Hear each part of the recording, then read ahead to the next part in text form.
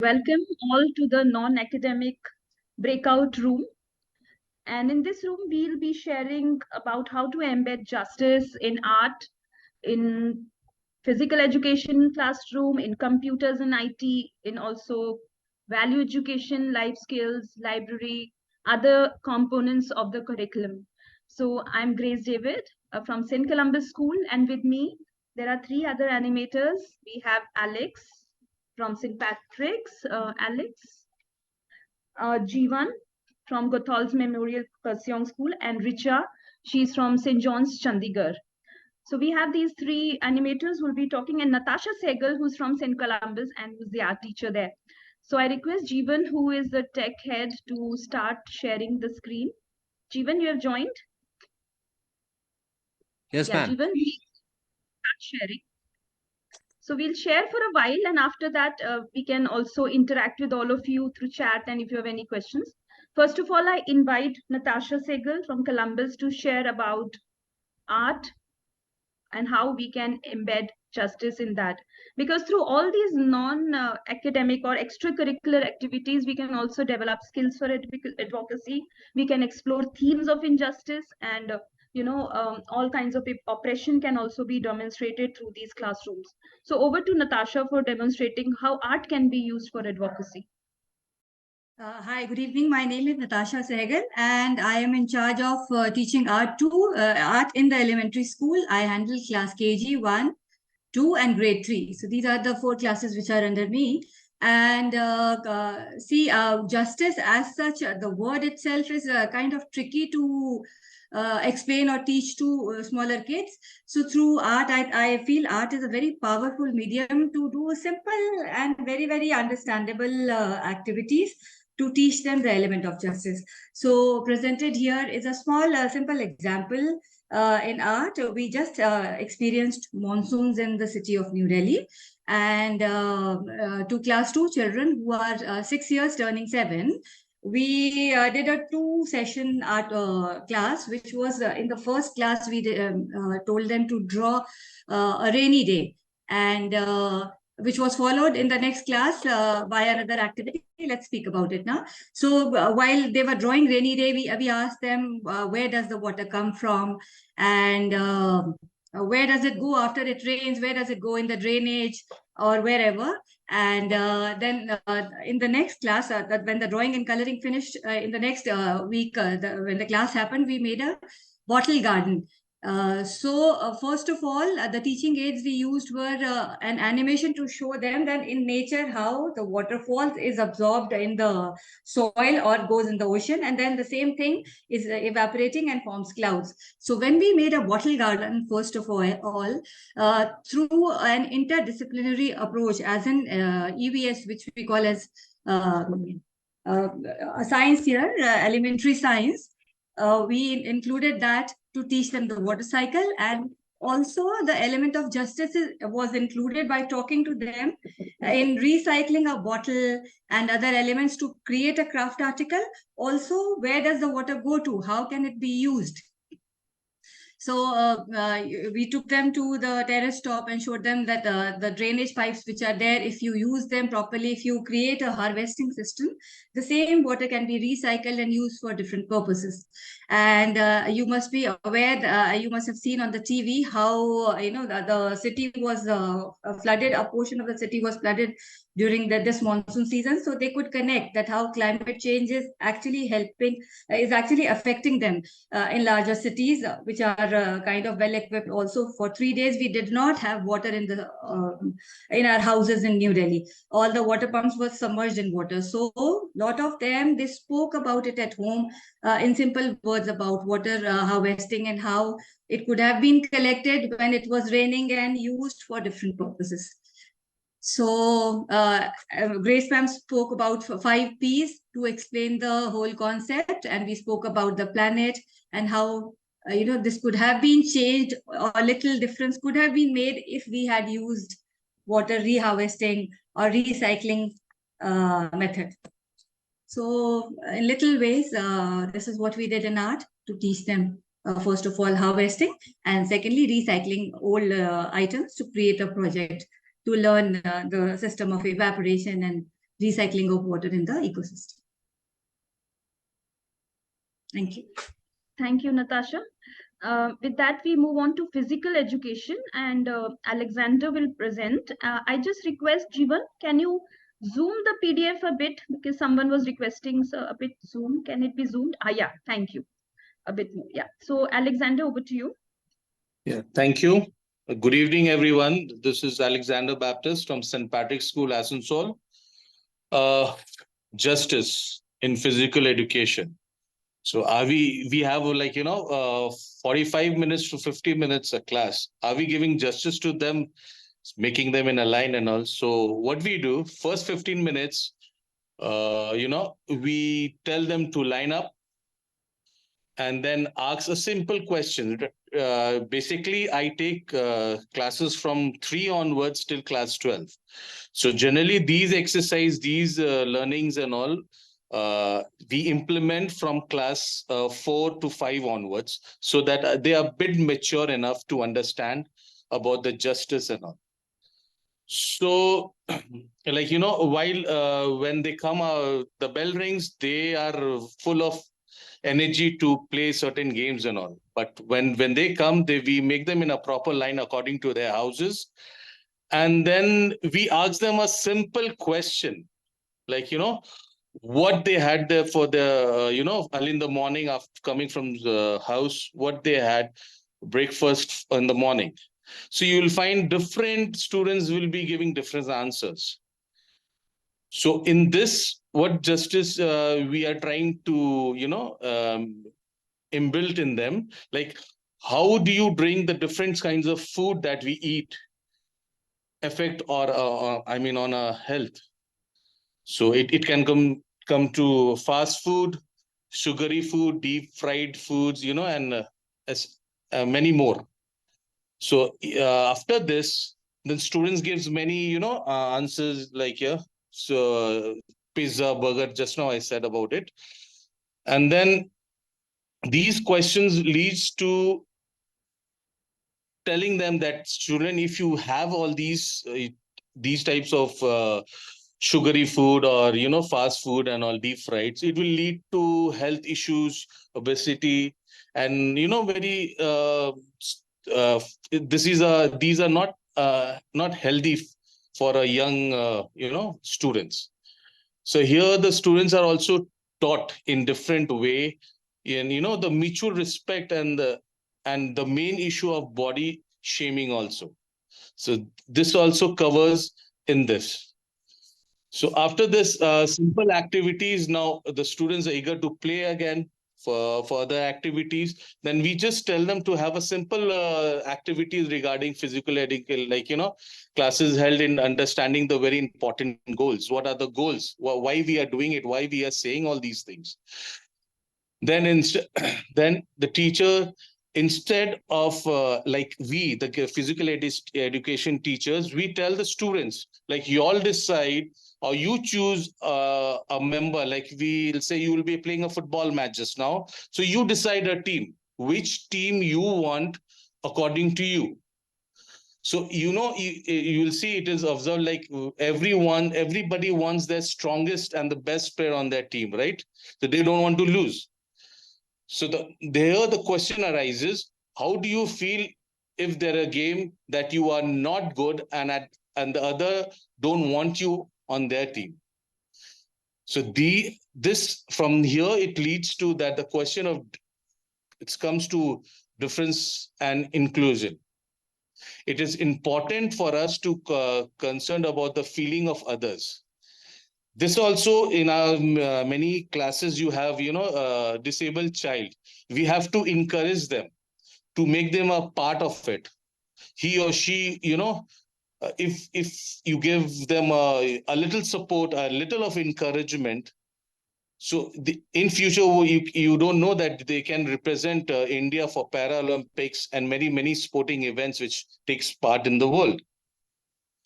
By this also, many in this, the question leads to of inequalities. So when children have different resources, access to facilities like nutrition, how they can be considered or equal footing. So, we can have like a inclusive sporting event, fairness, different sporting event, which is fair enough to get equal importance to everyone. For example, what we do in our school, we have a sporting events as a drill activities. So one of the event, like for class seniors members, class 11s and 12s, they do a drill display of regarding a social justice issues. Like last year we had a sports, so we did on women empowerment. So by this, the parents of the child, the children, everybody gets to know what, a small message goes, what about social justice or justice, what we can impart to them also via, a drill display. And whenever we having a school concert and all, we put a program regarding acid attack, and this how we conduct this physical education department, programs we allow them to take part. Thank you very much. Thank you, Grace ma'am. Thank you, Alexander. And we'll move on now to computers and information technology. Jiwan, you can go ahead. Yeah, thank you, Grace ma'am. Hello, myself Jiwan Pradhan from Goethals Memorial School, Kurseong. Now, I teach computer science and application from class 8 to class 12. See, in the syllabus, it's programming. All from class 7, we start programming to class 12. So here, how I use the word justice is computer science, computer application and science for social justice asks us to consider one question. I tell students to consider one question. That is not only how computer can be a positive catalyst for change, but just as important, how currently inequality, including sexism, systematic racism, how can we uproot that from our society? That is what I tell student. Now, how do I do that? Is I use MS Office for to see the statistics, to make a statistics on Excel. I teach student to do that. I give student to make I tell them to make a PPT on social justice.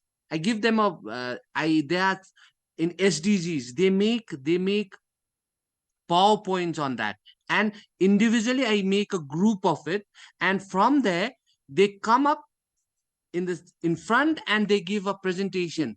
And not only the presentation, it's not that they just take it from the internet, but I tell them to give a local issues on that. That is what I tell them to do. Now, then another aspect is in computers, how to be safe in internet. Now, we recently in our school, we recently did a workshop on internet safety that was done from a Bangalore company. So that was included for class 8 to class 12. And we teach them how to be safe, how to use Facebook, social media. That is what we do. And another one is understanding agenda and technology, how to be, not to be biased, not to give a comment that hurts the respect, hurts the sentiments. That is what we do. And another thing is that application of AI and technology. So the development is there, but I tell them, we as a teacher, we tell them how to be not only to make them technologically sound, but that technology should help in sustainable solution they should come up, right? So now, how do we do that? That is one, we make videos on that, PPT, and basically the one of the most tools that we use is TED Talk.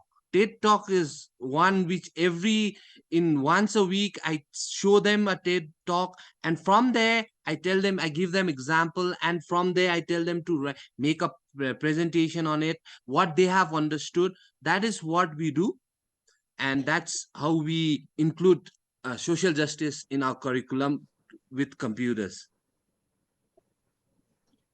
Thank you, Jiwan. We'll move now to value education and life skills. And for this, I invite Richa to present. Thank you, Grace, ma'am. So good evening, everyone. As far as inclusion is concerned, which is what I'm going to be talking about, we understand, when we talk about inclusion, what comes to our mind is maybe the infrastructure of the school. But we understand that inclusion is not just about the physical barriers, it is actually about breaking the attitudinal barrier. Now, as a counselor, a lot of children reach out to me and they tell me that, they don't feel accepted, or they feel left out in their classes because maybe what they look like, because of their socio-economical backgrounds and a lot of other things.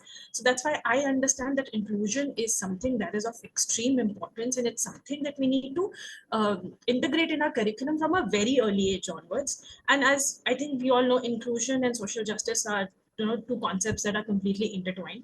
And also, as a special educator, I understand that it's very crucial that teachers and students are sensitized to the needs of differently abled. So the activity that I've mentioned here, since we don't have a lot of time, I'm quickly going to go through.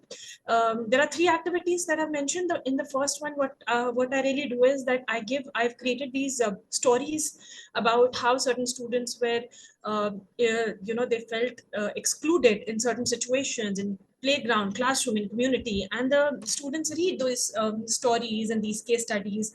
And that's through these case studies, the idea is for them to understand the concept of inclusion. Next slide, please. So after that, what happens is that once through this activity they've understood, I ask them to reflect in their personal life if they have ever felt that they were not included in something or made to feel excluded. So since I work with a boys school, most of the boys tell me that they were heartbroken when they were not excluded in a particular sport, or they felt terrible and they were crying for days when they did not become the captain, or they felt that something unfair was done to them. Jiwan, if you could just move to the next slide.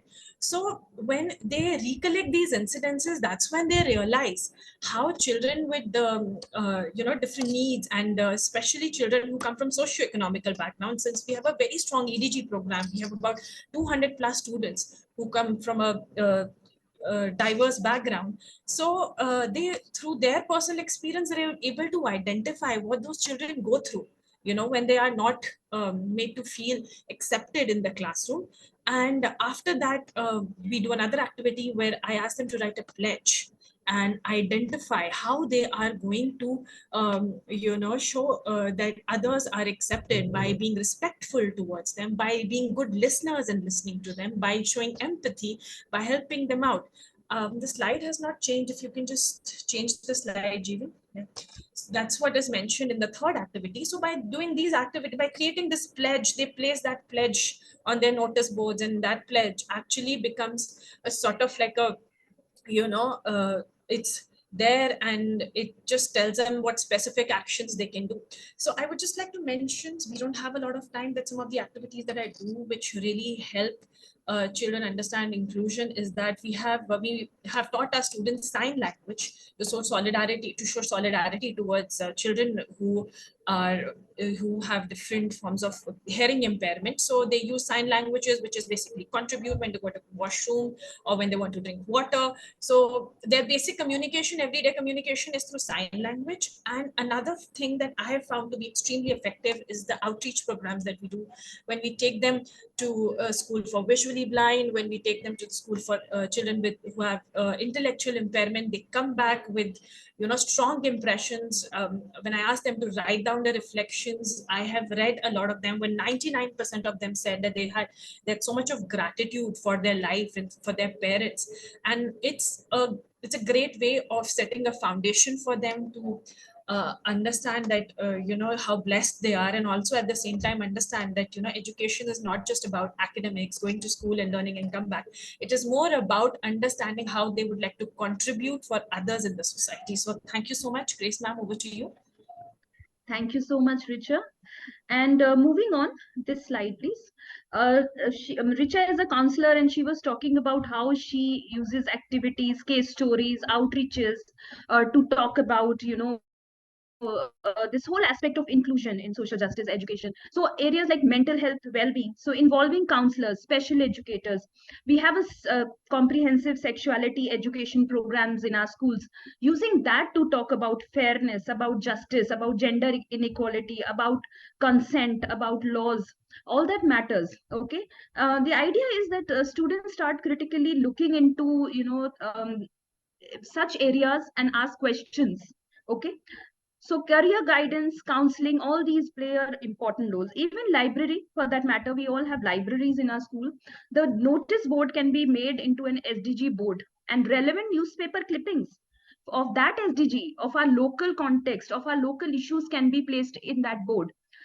Thematic months can be celebrated in the library, where specific books or authors are highlighted. Say when we are talking about say we have in India, we have say a month where we celebrate, the democracy of our country, the Independence Day. So things related to history, the movements, the freedom fighters, especially women who were participate, who are less spoken about, bringing in those subaltern groups into the focus also happens.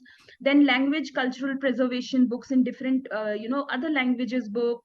Author interactions can also be a great way to call authors, especially who write on marginalized peoples and marginalized groups, is very important. Okay. Story writing, poem writing events can be used to talk about justice, so the idea is to have the whole school approach. And the key, I think, is that we all, whenever we lesson plan, we are thinking about it from the lens of justice and the elements, or the five SDG, the five P's, if you are teaching smaller, younger children. The next slide, please, Jiwan. Yeah, this is the same one which we had shown in the plenary. And we had a question here also, that what games to we can teach class LKG to class one. The idea is that the games could be any, but we, as Alexander had shared, when we are interacting with children and conducting those games, can we bring in elements of self-awareness, respect for diversity, inclusion, right? Alexander, you would like to say anything about it? Yeah, ma'am. Like, more like the games, what's it was written, like, the musical chair and all, like everybody can take part in that. Like all the students who are not good, even the students are a bit weak and all, they can take part. The musical chair is there, then the games running, it's not about the races, the difference are relay races. It's not about a first, second, third, but when it comes to like that fairness and inclusive of sporting event, these activities can be done also. Yes, exactly. So game period or a sports period is not about just winning or competition. It's about fairness, sportsmanship, inclusion of all. Also, I think also when he said, what did you eat for breakfast, and different types of breakfast come out, we are talking about diversity and acceptance. Any questions or any comments or any your experiences which any of our participants here would like to share, please raise your hand, or you can type in the chat box. Or if you want to, we have only 3 minutes left, sadly. But anything you want to ask or chat in the box, in the chat box, you're most welcome.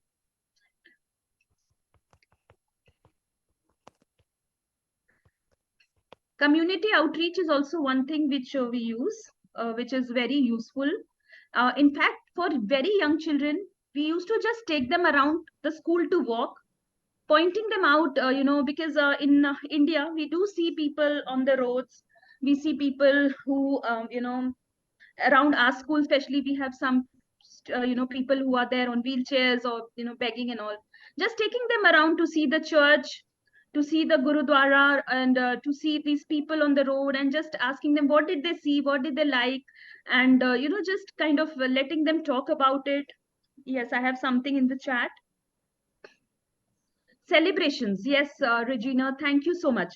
And again, as an educator, your aim is not just to talk about the festival or the story associated, but also bringing in the idea of respecting others and diversity. I believe using music. Yes, very much. Very true. In fact, in one of our workshops just now, we had a workshop on music, and we asked the students to create their own lyrics. And the topic was climate change, SDG 13. So the students came up with lyrics, and we had some professional people there who quickly helped them to set up a tone. Obviously, some students had guitars and all, and they quickly set up a tone to the lyrics with the students gave. It was just their language, and came up with a song on climate change, and it's their song now. So this is music works fabulously. Yes, wonderful. Thank you so much for sharing this. Inter-school programs. Yes, we just had one, climate justice meet, and many others which we have across cultural activity. Surely, we have cultural fests in our school sometimes. I think, Richa, do you have cultural fests? Yes, yes, ma'am. So, in order to celebrate cultures and different regions and different language, we have this concept of Bhasha Sangam. I don't know, that was something that was initially imposed by the CBSE, where what we do is now every class will have children from diverse backgrounds and different regions of India. So every once a week, we encourage children to pick up a state. And if there is somebody who's already from that state, great. So what boys come and they, share that language. They teach other boys the basic words of that language, and they talk about that state, its culture, and what kind of foods is used, or maybe if they want to particularly bring their lunch on that particular day from that, from that particular state. So we have boys coming and teaching us Tamil, we have boys coming and teaching us Bengali. So that's how we celebrate cultural diversity. And I think it's a great way of getting in touch with what our country truly represents, which is basically amalgamation of all the different cultures and language. Yeah. So Thank this you, is one Richa. of the ways that we can do it. Thank you. Excellent. Yeah. And Natasha is holding an art exhibition. Natasha, want to say something on Yeah, art yes, exhibition? ma'am. So since last 2 years, we've started doing art exhibitions where we call indigenous artists and to come and show their products, teach children how to do basket weaving and very simple things like kite flying. These are lost games. Earlier we used to indulge in these simple games and arts and craft activities, but now we call the parents to involve the children in these simple and age-old activities where children come and play and learn these simple crafts, and also learn sustainability using cloth bags, learning how to make soap with organic house simple house products. So we are going to do this in another 2 weeks time. If you want to share those pictures with your future people who want to join in, I'll be happy to share. I think Yes, so involving parents is critical also, the parent community, and bringing them into the topic, in the conversation around this.